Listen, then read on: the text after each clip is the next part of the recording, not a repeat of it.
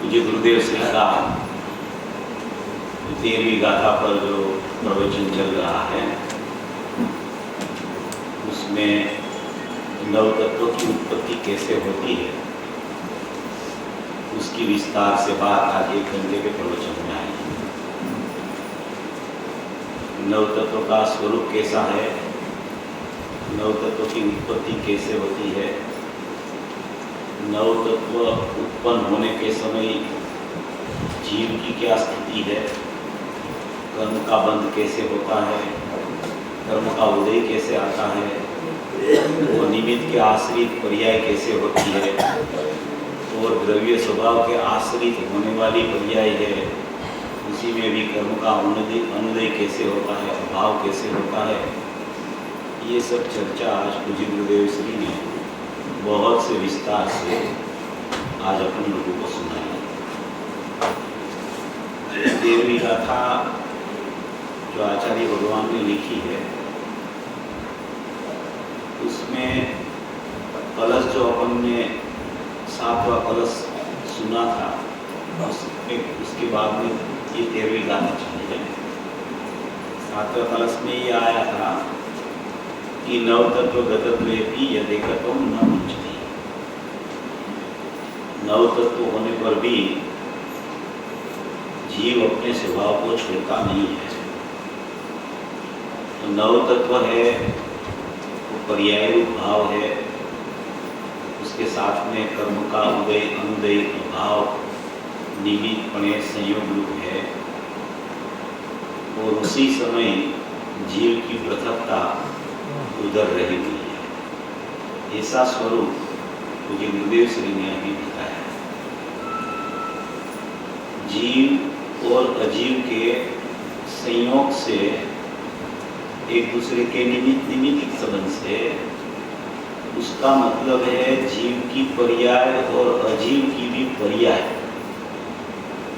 जीव द्रव्य के साथ कोई संबंध किसी का नहीं होता और अजीव द्रव्य के साथ भी कोई संबंध किसी का नहीं होता। उनकी दोनों की पर्यायें जो प्रकट होती है उसके दोनों के बीच में निमित्त और नैमित्तिक संबंध समयवर्ती खड़ा होता है। अजीव की पर्याय है वो कर्म है और जीव की पर्याय है तो जीव अजीव पुण्य पाप आश्रव संवत निर्जरा बंध मोक्ष तो 9 तत्व है। ये 9 तत्व खड़े कैसे होते हैं? जीव जीव और अजीव की संयोगता से, एकत्व से, निमित्त नैमित्तिक संबंध से जीव और अजीव की दोनों की पर्यायों में निमित्त नैमित्तिक संबंध होता है। द्रव्य और पर्याय, जीव द्रव्य की अपेक्षा से देखे तो एक सत्ता है प्रमाण, और जीव तत्व से अपन देखे तो द्रव्य और पर्याय की भिन्नता है। इस तरीके से अपने को ये गाथा समझनी चाहिए। तो ये गाथा में जो पूज्य गुरुदेव श्री अपने को समझाना चाहते हैं वो त्वरित में समझ में आ जाए ऐसा है। इसमें समझने वाली ये सभी तत्वों में ये घटाया है। सभी तत्व माने कि पुण्य, पाप, आश्रव, संवर, निर्जरा, बंध, मोक्ष, ये हो गया। ये पुण्य, पाप, आश्रव, संवर, निर्जरा, बंध, मोक्ष कैसे खड़े होते हैं? जीव और अजीव, जीव और अजीव वो दोनों की एकत्व बुद्धि से ये पुण्य, पाप, आश्रव, संवर, निर्जरा, बंध और मोक्ष ये तत्व खड़े होते हैं। अभी वो दोनों की अकेली एक की स्थिति को, माने कि जीव की स्थिति को ही जीवोपन देखें तो ये नौ तत्व खड़े नहीं होते हैं, तो अभेद परिणमन हो जाता है। सम्यक दर्शन ज्ञान चारित्राणी मोक्ष मार्ग खड़ा हो जाता है। मगर यहाँ तो संवर को भी लिया है, निर्जरा को भी लिया है, मोक्ष को भी लिया है। जो तत्व अशुद्ध या शुद्ध खड़े होते हैं उसमें निमित्त नैमित्तिक संबंध से ही चर्चा ली है और जीव को एक तरफ रख दिया है। यहाँ ये तत्व जो खड़े होते हैं उसी में ही निमित्त नैमित्तिक संबंध घटा के, यानी कि जीव द्रव्य की सन्मुख होके समर होता है, ऐसा यहाँ नहीं आया है। ऐसा यहाँ विकारी होने योग और विकार करने वाला विषय ये चलता है। विकार होने योग माने विकार कैसे होता है और विकार का कर्ता कौन है, विकार कैसे होता है, उसका निमित्त कर्ता कौन है, कर्ता माने निमित्त कर्ता वो कौन है, ये बात से आज पूज्य गुरुदेव श्री ने बात शुरू की थी। तो ये बात अपन थोड़ा पूज्य गुरुदेव श्री ने जो स्पष्टीकरण किया है वहीं से लेते हैं।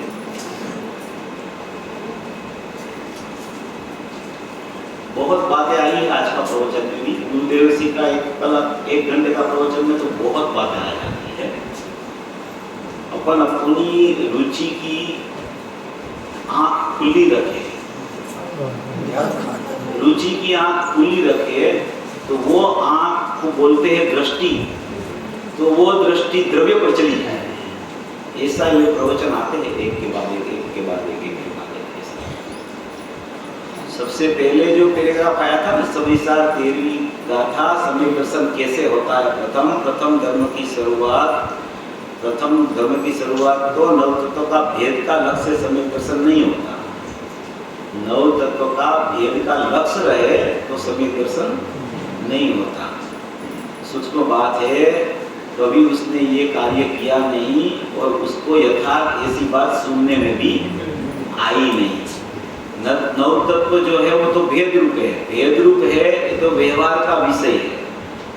समझ लो कि कोई भी भेद है, कोई भी भेद हो, गुण का भेद हो, पर्याय का भेद हो, भेद जहाँ दृष्टिगोचर हो जाता है तो वो व्यवहार नहीं का विषय बन जाता है, और अभेद जब दिखता है तो वो निश्चय नहीं का विषय बन जाता है। जितना भेद उतना विकल्प, जितना विकल्प इतना दुख, जितना दुख इतना संसार, जितना संसार इतनी गति। तो जितना जितना भेद दिखता है तो भेद का नाम संसार हो गया। अभेद में भेद करना उसका नाम संसार है। मिथ्या दृष्टि को अभेद का भेद में मिथ्या दर्शन खड़ा होता है, और ज्ञानी को अभेद का भेद में अस्थिरता रूप परिणाम खड़ा होता है। कोई भी भेद का नाम संसार है, ऐसी बात है। तो वो तो भेद रूप है, भेद रूप है वो व्यवहार का विषय हुआ। उसमें से भगवान आत्मा स्वरूप चैतन्य घन पूर्णानंद प्रभु एक रूप की दृष्टि अंतर में करना, उसका नाम सम्यक दर्शन है। धर्म की प्रथम सीढ़ी ये है भाई। वो नव तत्व कहा, ये कहते हैं ना पहले नव तत्व कैसे हुआ, ये प्रथम कहते हैं। यहाँ है शुद्ध तत्व से नव तत्व को जानने से आत्मा की अनुभूति होती है। इस हेतु से यह नियम कहा, सूक्ष्म बात है भगवान। अभी आया कि विकारी होने योग्य, विकारी होने योग्य, ये 13वीं गाथा का मूल शब्द है ना, विकारी होने योग्य। 13वीं गाथा में मूल शब्द जो आया है, विकारी होने योग्य और विकार करना, वो दोनों पुण्य है और दोनों पाप है। आश्रव होने योग, आश्रव करना, वो दोनों आश्रव है। संवर रूप थवा योग, संवार्य, और संवर करना संवर, वो दोनों संवर है। निर्जरवा योग, निर्जरा करना, ये दोनों निर्जरा है। बंधावा योग, बंधन करना, ये दोनों बंध है। मोक्ष होने योग, मोक्ष करना, ये दोनों मोक्ष है। क्योंकि एक को ही अपने से ही पुण्य पाप आश्रव संवर निद्रा बंध मोक्ष की उत्पत्ति कभी बन सकती नहीं है। अकेला अकेला जीव कभी नव तत्व रूप नहीं होता है। अगर निमित्त का संबंध नहीं होए तो नव तत्व का जन्म नहीं होता है। समय समय समय समय पर निमित्त का संग करने से, निमित्त का आश्रय करने से, निमित्त की सम्मुख देखने से, निमित्त मेरे में कुछ करता है ऐसा देखने से ये कार्य हुआ, तो उसका कारण निमित्त है। ऐसा निमित्त के साथ संयोग संबंध जोड़ने से ये नवो तत्व की उत्पत्ति होती है। उनका आश्रव बंध है, वो अशुद्ध पर्याय है, तो उसमें कर्म का उदय निमित्त बने होता है। संवर है वो शुद्धि की उत्पत्ति है, निर्जरा है वो शुद्धि की वृद्धि है, और मोक्ष है वो शुद्धि की पूर्णता है। तो उसमें शुद्धि और शुद्धि की वृद्धि में कर्म का अनुदेय होता है, और मोक्ष में कर्म का अभाव होता है। इस तरीके से ये तत्वों में निमित्त नैमित्तिक संबंध चलता है। जब तक नव तत्व की परिपाटी चलती है तब तक वहां निमित्त नैमित्तिक संबंध खड़ा होता है। बाह्य में कर्म का उदय अनुदय या तो अभाव होता है, और यहाँ पे ये पुण्य पाप आश्रव बंध संवर निद्रा मोक्ष की उत्पत्ति होती है। ये सब भेद से ही निमित्त नैमित्तिक संबंध खड़ा होता है। जितना जीव में भेद पड़ता है और जितना संयोग का लक्ष्य होता है उतना भेद पड़ता है, और भेद पड़ता है तो नियम से बाहर में निमित्त का लक्ष्य होता है। तो ये विकारी होने योग और विकार करना, तो विकारी होने योग माने पुण्य पाप आश्रव बंध, विकारी होने योग माने पुण्य पाप है तो पुण्य का प्रकटपना हुआ, शुभ भाव की प्रकटता हुई, तो वहां बाहर में निमित्त पने भी वहां कर्म का उदय है। माने कि यहाँ पुण्य लिखा, पुण्य तत्व, तो वहां वो जो कर्म का उदय है उसको भी अजीव पुण्य बोल दिया। यहाँ जीव पुण्य, वहां अजीव पुण्य। यहाँ जीव पाप तो वहां अजीव पाप, यहाँ जीव आश्रव तो वहां अजीव आश्रव, यहाँ जीव संवर तो वहां ऐसा। इस तरीके से एक एक तत्व के सामने कर्म की स्थिति बता के नव तत्व की स्थिति यहाँ पूज्य गुरुदेव सिंह ने की। अभी यहाँ ऐसा कहते हैं कि विकार होने योग्य है, विकार होने योग्य है, माने कि विकार को कोई कर नहीं सकता है, विकार का कर्ता कोई नहीं है। इसमें लिखा है विकार होने योग्य, थवा योग्य, होने योग्य। हिंदी में होने योग्य बोलते हैं, गुजराती में थवा योग्य बोलता है। तो विकार होने योग्य होता है, तो विकार होने योग्य होता है। कर्म है इसलिए विकार होता है, ऐसा नहीं है। कर्म है इसलिए विकार होता है ऐसा नहीं है, और जीव है इसलिए विकार होता है ऐसा भी नहीं। ये सब तत्व जो है ना वो अपनी योग्यता से ही प्रकट होते हैं। ये योग्यता की बात कल भी अपन नहीं थी, मगर ये गाथा में नव तत्व में योग्यता की ही चर्चा आती है। यानी कि कुंपा पासरोबन संवर निजरा मोक्ष सभी में इस पे होने योग होने योग होने योग होने योग शब्द आया है। और बाहर में जो कर्म है वो विकार करने वाला, तो विकार करने वाला और ये विकार होने योग, तो विकार होने योग है उसका कर्ता वो नहीं है, उसका करने वाला लिखा तो ये वो करने वाला नहीं है, मगर आत्मा उसका करने वाला नहीं है। आत्मा उसका करने वाला नहीं है तो ये विकार उत्पन्न कैसे हुआ कि विकार कर्म से उत्पन्न हुआ, ऐसा कर्म ऊपर उपचार करके विकारी होने योग और विकार करना ऐसा कहा जाता है। आत्मा को अकर्ता सिद्ध करना है, आत्मा को ज्ञाता सिद्ध करना है। और ये सात तत्व यानी कि 9 पदार्थ उसकी जो परिपाटी बतानी है उसका संबंध कर्म के साथ होता है, उसका संबंध जीव के साथ नहीं है। जीव तो अकर्ता है, जीव तो सदा उससे रहित रहता है। ये 9 तत्व खड़े होते हैं वो कर्म के साथ निमित्त नैमित्तिक संबंध से ये 9 तत्व खड़े हो जाते हैं। उसी समय आत्मा तो अकर्ता है, आत्मा उसका कर्ता नहीं बनता है। तो विकार का कर्ता कौन बनता है? तो बोला कि विकार का कर्ता कर्म है, यानी कि विकार करना, विकारी होने योग्य और विकार करने वाला। तो आत्मा उसका विकार का कर्ता नहीं है, क्योंकि आत्मा में ऐसा कोई गुण नहीं है कि जो विकार को कर सके, इसलिए आत्मा उसका कर्ता नहीं है। आत्मा अविकारी स्वभावी है, निर्विकल्प स्वभावी है, ज्ञान दर्शन आनंद स्वभावी है, इसलिए वो पर्याय का कर्ता नहीं है।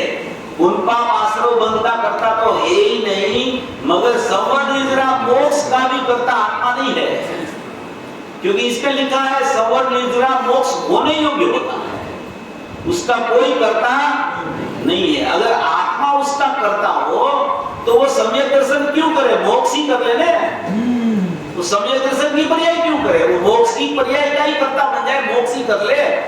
मगर आत्मा उसका कर्ता है ही नहीं, उसका कर्ता कोई अलग है। और यहाँ पे जो उपादान स्वतंत्र उपादान से जो विकार होने योग्य होता है वो अपनी उपादानगत स्वशक्ति से होता है, अपनी उपादानगत स्वलायकात से होता है। उसका आत्मा कर्ता कभी हो सकता नहीं है, और उसका कर्ता कर्म को बोलना वो भी आत्मा कर्ता नहीं है, आत्मा करता है। इसलिए कर्म ऊपर उपचार आता है कि आत्मा अकर्ता है, तो फिर ये परिणाम हुआ उसका कर्ता है कौन? तो ऐसा बोला कि विकार होने योग्य जो हुआ तो उसका करने वाला कर्म है, कि कर्म से नहीं होता है, कर्म के कारण नहीं होता है, कर्म विकार करा नहीं सकता है। मगर वहां विकार की स्थिति की जब पर्याय में उत्पत्ति होती है उसी समय वहां कर्म का उदय की मौजूदगी होती है, दोनों साथ साथ होते हैं, इसलिए उसको निमित्त नैमित्तिक संबंध बोला जाता है। वो कर्म यहाँ जीव की पर्याय में आके कुछ करे ऐसा सचमुच पे कभी संबंध हो ही नहीं सकता। अगर कर्म कुछ करता हो अपनी पर्याय में तो प्रति समय कर्म का उदय तो है, तो कभी किसी को समझ ही नहीं हो सकता। या तो जिसको पुण्य हो उसको पुण्य ही होता रहे, पाप हुए तो पाप ही होता रहे, आश्रम हुए तो आश्रम ही होता रहे, ऐसा कभी होता नहीं है। निमित्त नैमित्तिक संबंध की चर्चा यहाँ पे 13वीं गाथा में वो सातों तत्व को बता के पुण्य आश्रवन संवर निद्रा मोक्ष उसको बता के ये निमित्त कर्म है, उदय है, अनुदय है या तो अभाव है। और यहाँ विकारी होने योग, आश्रव रूप होने योग, बंध रूप होने योग, संवर रूप होने योग, निर्जरा रूप होने योग, मोक्ष रूप होने योग। ये होने योग माने स्वतंत्र परिणाम, स्वतंत्र परिणाम माने अपनी पर्याय में अपने सटकारक से उत्पन्न हुआ परिणाम, वो अपनी योग्यता से उत्पन्न होता हुआ परिणाम है, अपनी जन्म क्षण से होता हुआ परिणाम। रोचन साहब की 102 बात है, जन्म क्षण है, पर्याय की जन्म क्षण है, वो जन्म क्षण ऐसी ही होती है तो ऐसा ही परिणाम हो जाता है। ये निर्भर होने वाली चीज है। अगर ये बैठ जावे ना तो रागादि भाव को मेरे को दूर करना है और वितरागता प्रकट करनी है, सबको करना तो यही है। रागादि भाव किसी को चाहिए नहीं, किसी को वो पसंद नहीं होता है, वितरागता ही चाहिए सब जीव को। ये मार्ग में तो जीव इसीलिए तो आता है, मगर उसका अभिप्राय है ना वो पर्याय को फिराने का मिट जाएगा कि मैं ये पर्याय को पुरुषार्थ से फिरा दूंगा और ये पर्याय मिथ्यात्व और राग द्वेष की चल रही है, उसकी जगह में सम्यक दर्शन और वितरागता की पर्याय खड़ा कर दूंगा। ऐसी जो उसकी अभिप्राय में कर्ता बुद्धि चलती है मान्यता में, वो अकर्ता स्वभाव ख्याल में आएगा तो ऐसी पर्याय की कर्तृत्व बुद्धि उसकी छूट जाएगी। और पर्याय की कर्तृत्व बुद्धि छूट जाएगी, वो कैसे छूटेगी? एक तो अकर्ता स्वभाव ख्याल में आएगा तो छूटेगा, और अकर्ता स्वभाव कैसे ख्याल में आएगा कि ये परिणाम होने योग होता है। परिणाम का कर्ता मेरा त्रिकाली द्रव्य भी नहीं है और परिणाम का कर्ता निश्चय से कर्म भी नहीं है। इसलिए उसको जब पर्याय की स्वतंत्रता ख्याल में आ जाएगी तो उसको पता चल जाए कि मेरी कोई पर्याय को फिराने में कोई समर्थ नहीं है। इंद्र नरेंद्र तो जिनेंद्र समर्थ है ही नहीं, मगर मेरा त्रिकाली परमात्मा भी मेरी पर्याय को फिराने के लिए समर्थ नहीं है। वो पर्याय अपनी योग्यता से होती है, अपनी क्रमबद्ध में होती है, अपनी योग्यता, अपने सत्कारक, अपनी जन्मक्षण, अपनी क्रमबद्धता से वो पर्याय की उत्पत्ति होती है और उसमें निमित्तपणे ऐसा है, ऐसा ज्ञान कराया है। वो निमित्त को देखने के लिए निमित्त की बात कर्म की नहीं की है, मगर यहाँ ऐसा क्यों हुआ, विकार की उत्पत्ति क्यों हुई, आश्रव की उत्पत्ति क्यों हुई, संवर की उत्पत्ति क्यों नहीं हुई उस टाइम में, इसीलिए निमित्तपणा का ज्ञान कराया है। निमित्त को देखने के लिए निमित्तपणा नहीं दिखाया है। ऐसा निमित्त था, ऐसा यहाँ हुआ, तब ऐसा निमित्त संयोग में था, बस इतना। वो ज्ञान कराने के लिए बात बताई है, ऐसा इसका अर्थ होता है। विकारी होने योग और विकार का करने वाला, ये बात मुझे गुरुदेव श्री ने आज सभी तत्वों में घटाई। ये पुण्य पाप और आश्रव को अलग अलग नाम क्यों दिया है? आश्रव ही तो सचमुच में पुण्य पाप है, फिर उसमें अलग नाम देने की जरूरत क्यों खड़ी हो गई? आश्रव तत्व को अलग से क्यों बताया है? पुण्य पाप और आश्रव, पुण्य पाप दोनों मिला के आश्रव होते हैं, तो आश्रव तत्व को अलग से बताने की जरूरत क्या हो गई? ऐसा है भैया कि आश्रव है ना, योग का कंपन होता है ना, तभी आश्रव होता है, और उस टाइम में पुण्य पाप नहीं होते। योग आश्रव को सिद्ध करने के लिए, योग का कंपन को सिद्ध करने के लिए पुण्य पाप और आश्रव को अलग अलग बताया गया है। इसलिए पुण्य पाप, आश्रव, संवर, निजरा, बंध और मोक्ष, ऐसा करके ये सातों तत्व बताया। जीव और अजीव का एक समय का संबंध जब उसकी दोनों की पर्यायों के बीच में चलता है, तब ऐसा ये सात तत्व की उत्पत्ति होती है। ऐसी बात करके पूज्य गुरुदेव श्री ने और बहुत बात की, वो सब बात में थोड़ी थोड़ी लेता हूँ। ये जन्मक्षण वाली बात भी पूज्य गुरुदेव श्री ने ली, वो भी आ गई। और बाद में इस समय इधर सम्मर हुआ अपनी योग्यता से, उसी समय कर्म का उदय भी अपनी योग्यता से नहीं आया, अनुदय हो गया। अनुदय वो नहीं आया, वो कर्म की योग्यता से नहीं आया, उसकी योग्यता, और ये अपनी योग्यता। अजीव में अजीव की योग्यता होती है, जीव की पर्याय में जीव की पर्याय की स्वाधीन योग्यता होती है। तो वो कर्म का अनुदय, उदय और अभाव, वो कर्म माने कि अजीव की सत्ता का सब विस्तार है, बराबर। उसके साथ जीव को कोई संबंध है नहीं, सचमुच में कुछ संबंध नहीं है। संबंध क्या है कि यहाँ नौ तत्व खड़े हुए तो ऐसा भेद हो गया, तब यहाँ उसकी संयोग में क्या था उसका ज्ञान कराने के लिए ये चर्चा उठाई है। बाकी वहाँ कोई संबंध बनता नहीं है सचमुच में, मगर ऐसा कहा जाता है कि निमित्त है, और निमित्त के बिना कभी नैमित्तिक का जन्म होता नहीं है। इसमें आया ना कि जीव अकेला अकेला नव तत्व रूप नहीं परिणमता है। क्यों अकेला अकेला नव तत्व रूप नहीं परिणमता है? क्योंकि जीव में तो नव तत्व होने का कोई सवाल ही नहीं है। जीव तो शुद्ध है, तो विकारी पर्याय कैसे प्रकट होगी? मगर विकारी पर्याय जो प्रकट होती है, अविकारी जो पर्याय प्रकट होती है, वहां कोई न कोई निमित्त चाहिए। निमित्त के बिना ये नव तत्व की उत्पत्ति नहीं होती। इसीलिए ऐसा लिखा है कि यहाँ पास में कर्म का उदय, अनुदय और अभाव उसकी संयोग में निमित्त बने हाजिर है। उसको उड़ाना नहीं, मगर उसको अंदर भी नहीं रखना, उसको संयोग में रखना, उसको निमित्त तरीके रखना। उसको स्वभाव में नहीं है, ना तो द्रव्य स्वभाव में है, ना तो पर्याय स्वभाव में है, ना तो पर्याय के विभाव में भी कर्म है। पर्याय का विभाव भाव कर्म है। तो भाव कर्म जहाँ उत्पन्न होता है वहां बाह्य निमित्त में द्रव्य कर्म की स्थिति होती है। ऐसा ज्ञान कराते हैं। ये ऐसा ज्ञान कराते क्यों है कि आत्मा कर्ता नहीं है इसका, इसीलिए ऐसा ज्ञान कराते हैं कि ये तत्व जो खड़े होते हैं उसका कर्ता आत्मा नहीं है, आत्मा अकर्ता है। अकर्ता स्वभाव पर दृष्टि चली जाए, इसलिए ये नव तत्व की जो बात है उसके साथ निमित्त नैमित्तिक संबंध दिखा के उसके साथ उसको अवैध कर दिया और यहाँ त्रिकाली जीव को अकर्ता सिद्ध कर दिया।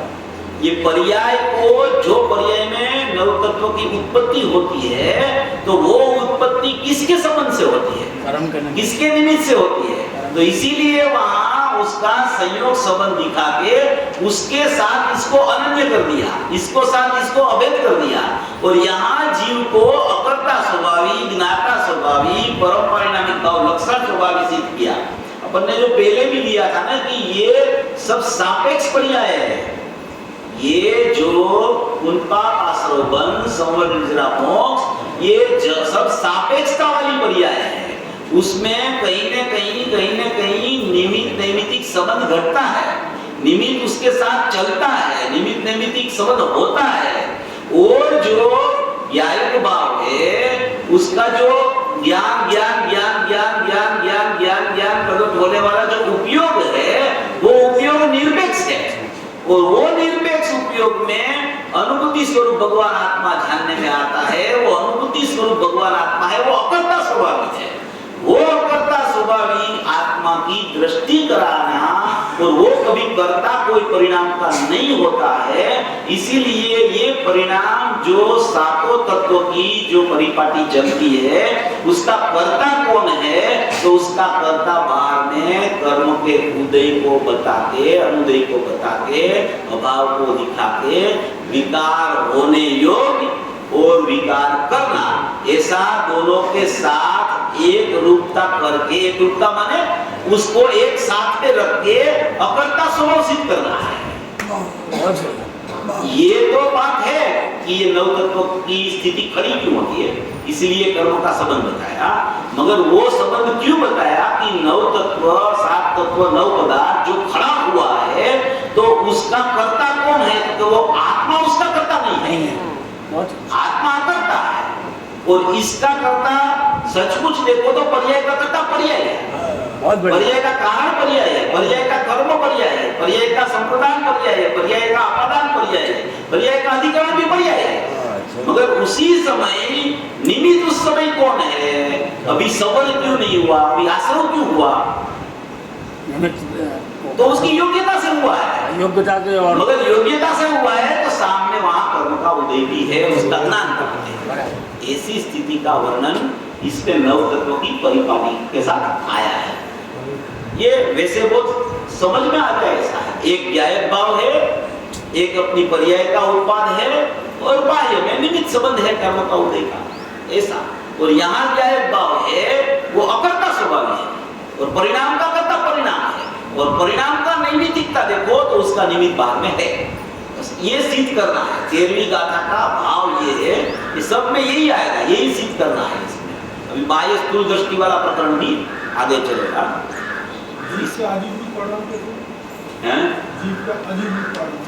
जीव का अजीव रूप परिणमन नहीं होता है, जीव की पर्याय जो होती है उसका परिणमन होता है। तो परिणमन होता है तो अजीव में जो उद्गल में कर्म का उदय है, वो कर्म का उदय के साथ कर्म का उदय का निमित्तपना है, और यहाँ जो विकार हुआ उसका नैमित्तिकपना है। तो यहाँ जो पर्याय है वो जीव की पर्याय है। पुनपाप आश्रव बंध वो विकारी पर्याय जीव की पर्याय है। संवर्ण निजरा मोक्ष अविकारी पर्याय वो भी जीव की पर्याय है। वहां बाहर में अजीव की पर्याय जो है वो कर्म की पर्याय है। वहां कर्म का उदय, कर्म का अनुदय या कर्म का अभाव वो निमित्त बने यहाँ के तत्व में होता है। तो ऐसे जीव की पर्याय और अजीव की पर्याय दोनों को निमित्त नैमित्तिक संबंध होता है। जीव द्रव्य और अजीव द्रव्य का निमित्त नैमित्तिक संबंध नहीं होता, दोनों की पर्याय के बीच में निमित्त नैमित्तिक संबंध घटित होता है। ऐसा यहाँ कहना चाहते हैं।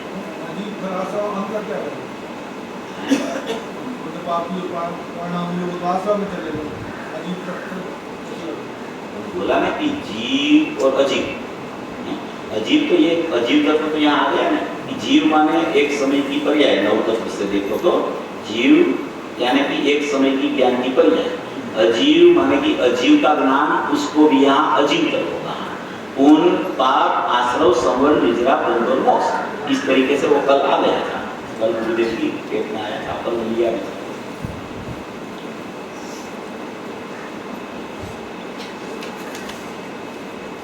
और दूसरी पूज्य गुरुदेव श्री ने वैराग की बात भी आज बहुत की कि भाई ये मनुष्यपना मिला है तो मनुष्यपने में ये कार्य अगर नहीं किया, मिथ्या श्रद्धा में ही रह गया तो तणखला उड़ के कहाँ जाएगा वो तुझे पता नहीं चलेगा। इसलिए ये सिमंदर भगवान की देशना कुंकुद आचार्य यहाँ लेके आए और कुंकुद आचार्य और सिमंदर भगवान की देशना का विस्तार पूज्य गुरुदेव श्री ने किया। वो अपने पास आ गया तो अभी वो देशना का फल अपने को कैसे मिले, ऐसा पुरुषार्थ जो अगर तेरा नहीं चलेगा तो ये मनुष्यपना मिला नहीं मिला बराबर हो जाएगा। इसलिए ये पर्याय में तू तेरा निर्णय पक्का कर ले, ऐसा संस्कार डाल दे कि तेरे को ये काल में सम्यक दर्शन हो जाए ये पर्याय में तो बहुत अच्छी बात है। और नहीं हो सके तो भी इतना निर्णय तो होना ही चाहिए कि मेरा शुद्ध तत्व ऐसा बच गया है, नव तत्व का स्वरूप ऐसा है, निमित्त नैमित्तिक संबंध ऐसा है। ऐसा ज्ञान तो अपनी पर्याय में यथार्थ रूप से निर्णयात्मक भूमिका में होना ही चाहिए। नहीं तो ये मनुष्यपना मिला तो ये समय तो व्यतीत होता जा रहा है, तो मनुष्यपना कब चला जाएगा और फिर यहाँ से जीव कहाँ चला जाएगा।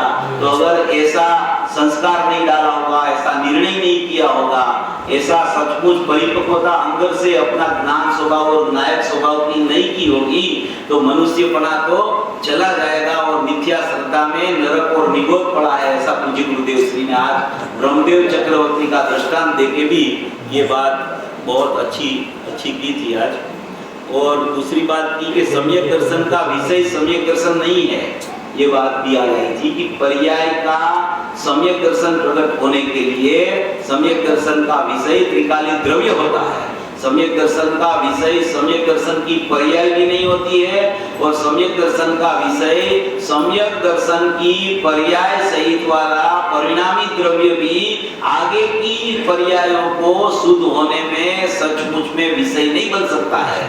विषय पर्यायों का एक ही होता है, चाहे सम्यक दर्शन की पर्याय हो, सम्यक ज्ञान की पर्याय हो या सम्यक दर्शन दान चारित्राणी मोक्ष मार्ग प्रगटे है। बाद में भी मोक्ष की पर्याय के लिए भी उसका विषय तो अकेला त्रिकाली द्रव्य ही होता है।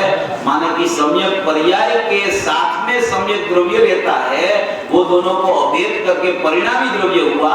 वो परिणामी द्रव्य दूसरी कोई शुद्धि की वृद्धि होने के लिए विषय नहीं बनता है। क्योंकि ऐसा होता है ना कि एक बार सम्यक दर्शन तो हो गया तो फिर सम्यक दर्शन की पर्याय तो ज्ञान से अभेद हो गई है, तो फिर वो अभेद हो गई है, वही तो विषय होगा ना आगे की पर्याय का। मगर ऐसा नहीं है, उसी समय भी सभी पर्यायों का उत्पाद चलता रहता है और सभी पर्यायों का विषय माने के लक्ष्यभूत पदार्थ माने के अहम करने लायक तो हो गया, फिर आगे की पर्याय के लिए शुद्धि की वृद्धि के लिए भी त्रिकाली द्रव्य ही विषय बनता है। ये बात भी पूज्य गुरुदेव श्री ने आज बहुत अच्छी तरह से स्पष्ट की थी। अभी ये सब बातें इतनी आज गुरुदेव की एक में आई थी, और कुछ प्रश्न आपको खड़ा हो जाए तो भी मेरे को 5-7 मिनट में भी पूछ लो। एक जो लास्ट में अभी विराग जी ने बताया ना था, देखा जाए जीव पुद्गल की अनाद बंद पर्याय के समीप जाकर एक रूप से अनुभव करने पर यह नव तत्व भूतार्थ है। सबसे लास्ट में बाद में सत्यार्थ है, और एक जीव द्रव्य के स्वभाव के समीप जाकर अनुभव करने पर वे अभूतार्थ है, असत्यार्थ है। ये बीच में बराबर है। स्थूल दृष्टि से देखा जाए तो जीव पुद्गल की अनादि बंद पर्याय के समीप जाकर, जीव की पर्याय अजीव पर्याय दोनों के समीप जाकर एक रूप से अनुभव करने पर नव तत्व भूतार्थ है, तो बराबर है। तो दोनों को निमित्त नैमित्तिक संबंध से देखो तो वो नव तत्व तो है ना, वो भूतार्थ है। नव तत्व नहीं है ऐसा नहीं है, नव तत्व तो है। नव तत्व कहीं चला नहीं गया है, वो तो निमित्त नैमित्तिक संबंध से नव तत्व तो खड़े होते हैं। वो उसके समीप जाके देखो तो नव तत्व है। जीव की पर्याय और अजीव की पर्याय दोनों का निमित्त नैमित्तिक संबंध से देखो तो वो निमित्त नैमित्तिक संबंध से तो नव तत्व की उत्पत्ति हुई है। तो ऐसे देखो तो नव तत्व है, मगर जीव नवे के स्वभाव के समीप जाके देखो तो नव तत्व भूतार्थ है, क्योंकि उसमें नव तत्व नहीं है। परिणमन होता है उत्पाद का पर्याय में, तब नव तत्व खड़ा होता है, तब निमित्त संबंध बनता है। और वहां अगर आप न देखो और जीव की सामने जाके देखो तो जीव में नव तत्व नहीं है, हाँ वो अभूतार्थ है। इसमें इसको देखा तो वहां नहीं देखा, इसलिए वो अभूतार्थ हो गया। ये भूतार्थ है तो इसकी अपेक्षा वो अभूतार्थ, ऐसा कहना बराबर।